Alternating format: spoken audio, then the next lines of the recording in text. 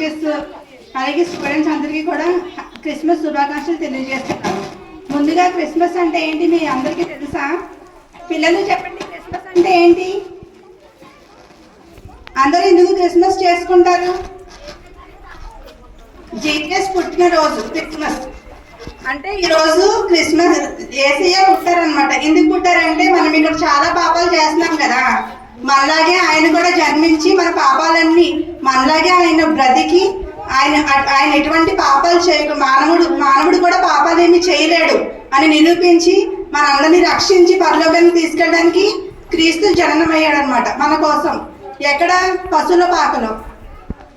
ఆయనకి యేసయ్యకి చిన్న వయసులో ఉన్నప్పుడే చాలా అద్భుత కార్యాలు చేశారు, చాలా మంచి పనులు చేసి ఎటువంటి పాపాలు చేయకుండా మంచి దారిలో నడిచారు అనమాట. ఆయనకి పిల్లలంటే చాలా ఇష్టం.